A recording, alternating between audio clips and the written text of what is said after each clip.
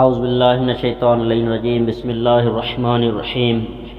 الحمد للہ الذی جعل کمال دینہ و تمام نعمتہ بولایت علی بن ابی طالب علیہ السلام والصلاة والسلام علی سید الانبیاء والمرسلین وآلہ طیبین الطاہرین المعصومین اما بعد فقد قال امیر المؤمنین علی بن ابی طالب علیہ السلام بسم اللہ الرحمن الرحیم فلما سکن حیج الماء من تحت اکنافها فحمل شواهق الجبال شمخ البزلخ على اکنافها۔ ناظرین گرامی قدر سامعین محترم، السلام علیکم ورحمۃ اللہ۔ درس نہج البلاغہ کا خطبہ نمبر 130 کا آج 5واں حصہ آپ عزیزان کی بارگاہ میں حاضر ہے۔ اس خطبے میں امیر المومنین علی بن ابی طالب علیہ السلام فرماتے ہیں، چنانچہ جب سمندری پانی کا ہیجان سکون میں بدل گیا اور زمین کی سطح ٹھیک سے استوار ہو گئی اور اس کے کاندھے ٹک گئے، تب اللہ نے اس کے کاندھوں پر اونچے اونچے اور چوڑے پہاڑوں کا بوجھ رکھ دیا۔ چنانچہ زمین کی ناک کے نتنوں میں سے پانی کے چشمے جاری کر دیے اور ان چشموں کو بیابانوں، جنگلوں اور میدانوں اور زمین کے کشادہ اطراف میں پھیلا دیا، اور زمین کی حرکتوں میں اعتدال پیدا کرنے کے لیے اللہ نے زمین کی سطح پر پہاڑ اور سنگلاخ چٹانیں پیدا کر دی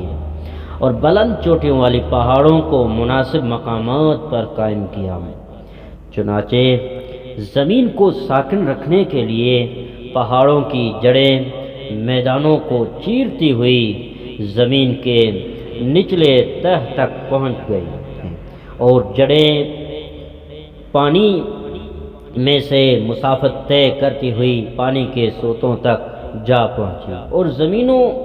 کہ میدانی علاقوں کے گردنوں پر سوار ہو کر زمین کو ڈگمگانے اور تھرانے سے روکنے میں معاون ہو گئی، اور اللہ نے زمین کے اندر اور زمین اور فضا کے درمیان بہت وسعت پیدا کی ہے۔ زمین میں بسنے والوں کے لیے سانس لینے اور دوسرے فائدے اٹھانے کے لیے ہوائیں پیدا کی ہے، اور اہل زمین کو ان کی تمام ضروریات فراہم کر کے ان کے ساتھ زمین میں رکھا ہے۔ اللہ نے اونچی سطح کی جٹیل زمینوں کو، جن کی سطح تک نہ چشموں کا پانی پہنچتا تھا اور نہ نہروں اور کنووں سے آبپاشی ممکن تھی، یوں ہی نہیں چھوڑ دیا تھا کہ وہ بلا پانی کے غیر آباد اور بنجر بن کر رہ جائیں، بلکہ پانی پہنچانے کے لیے اللہ نے ہوا پر بلند ہونے والی گھٹاؤں کا انتظام کیا جو مردوں کو حیات بخشتی ہے اور گھاس و اناج اور پھل پھول اور دیگر نباتات پیدا کرتی ہے۔ اللہ نے بادلوں کی بکھری ہوئی چمکیلی ٹکریوں اور پراگندہ بدلیوں کو اکٹھا کر کے بڑا سارا بادل تیار کیا، یہاں تک کہ پانی سے لبریز سفید بادل تیار ہو گیا اور برسنے کی صورت اختیار کر لی، اور پانی کا کافی ذخیرہ حرکت میں آ گیا، اور اس کے اندر اور ادھر ادھر بجلیاں چمکنے لگی، اور بجلی کی یہ چمک اور روشنی سفید بادلوں کے تہوں میں گھنے بادلوں کے اندر مسلسل جاری رہی۔ پھر اللہ نے ان تیار شدہ بادلوں کو زور شور سے برسنے کے لیے پے در پے بھیجنا شروع کر دیا۔ اس طرح سے پانی سے لدے ہوئے بادل نزدیک سے زمین پر منڈلا رہے تھے، اور جنوبی ہوائیں انہیں مت مت کر برسنے والے مے کی بوندیں گرا رہی تھی، اور ایک دم ٹوٹ پڑنے والی بارش کے جالے زمین پر انڈیل رہی تھی۔ یوں بادل اپنا اٹھایا ہوا بوجھ زمین پر گرا کر خالی ہوتے جا رہے تھے۔ جب بادل فارغ ہو کر چلے گئے تب اللہ نے اس افتادہ اور بنجر زمین میں سرسبز کھیتیاں پیدا کر دیں اور پھول پھل اور طرح طرح کے نباتات سے زمین کو ہرا بھرا کر دیا، اور خشک پڑے ہوئے پتھریلے پہاڑوں پر سبز چادریں اڑا دی، تو زمین بھی اپنی ہریالی اوڑھنے اور کلیوں اور پھولوں کے زیور پہن کر جھومنے اور خوشیاں منانے لگی، اور چمنستانوں کے انوار سے منور ہو گئی۔ اور اللہ نے وہ سب کچھ جانداروں تک پہنچانے کے لیے کیا ہے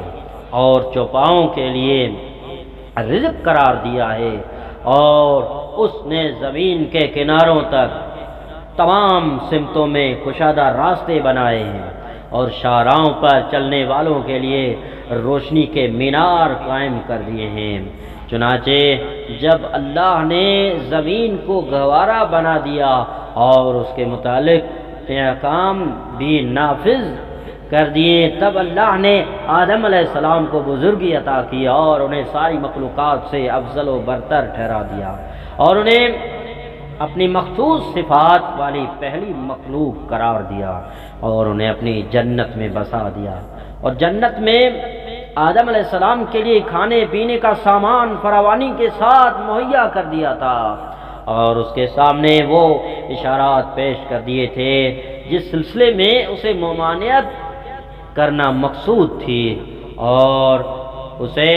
اس سلسلے میں یہ تعلیم دے دی تھی کہ اشارہ شدہ معاملے میں اقدام کرنے سے نافرمانی سے تعرض کرنا ہوگا،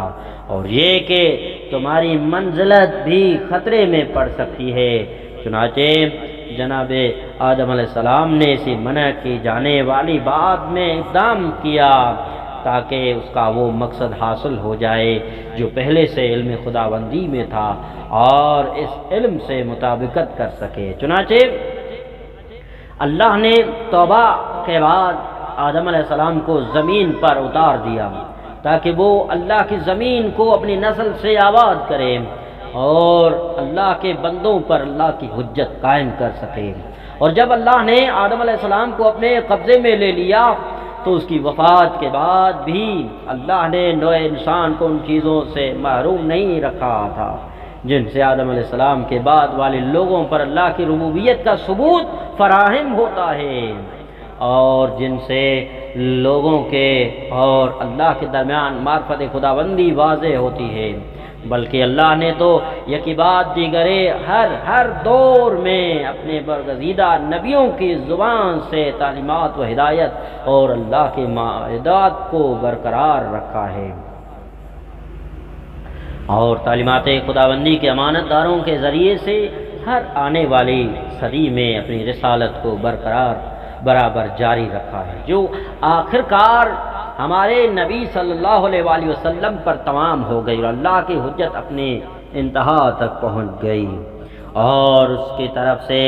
بندوں کے ہر عذر پر عذر قائم ہو گیا،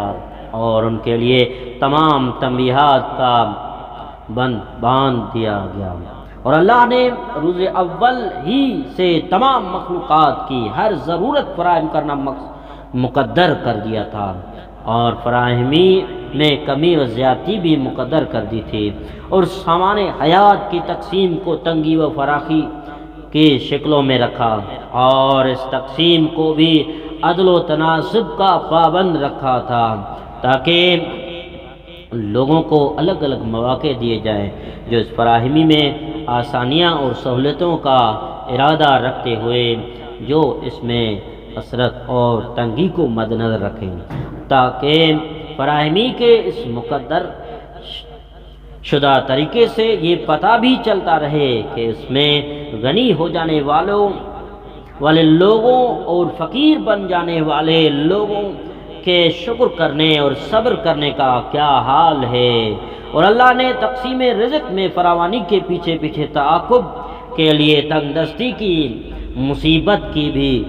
جوڑی دار بنا دیا ہے، اور سلامتی و خوشحالی کے ساتھ ساتھ آفات و حادثات کو لگا دیا ہے، اور بہت زیادہ خوشیوں اور فرحتوں کے پہلو بے پہلو غم و اندوہ اور گلا گھونٹنے والے حالات کو رکھ دیا ہے۔ اور اللہ نے اسی طرح روز اول سے ہر چیز اور ہر کام کے لیے وقت اور گھڑی اور عمر پیدا کی ہے، اور رزق کی خاطر ان میں بھی کمی ہونے اور اضافہ ہونے کی گنجائش رکھی ہے، اور موت کو وقت سے پہلے یا جانے اور وقت کے بعد آنے کا موقع دیا، اور یہ سب کچھ موت کو وجوہات اور اسباب پر منحصر کرنے سے ہوا ہے۔ اور اللہ نے موت کو انسانوں کی عمر کی رسی کھینچنے اور انہیں اپنے طرف گھسیٹنے والا بنایا ہے، اور اسے موقع بے موقع انسانوں کی دنیاوی رشتوں کو منقطع کرنے والا بنا دیا ہے۔ اور اللہ ضمیروں کے اندر چھپے ہوئے رازوں کا بھی اور راز رکھنے والوں کا بھی عالم ہے، اور سرگوشی کرنے والوں سے اور ان کے خسر کو بھی جانتا ہے۔ السلام علیکم ورحمۃ اللہ وبرکاتہ۔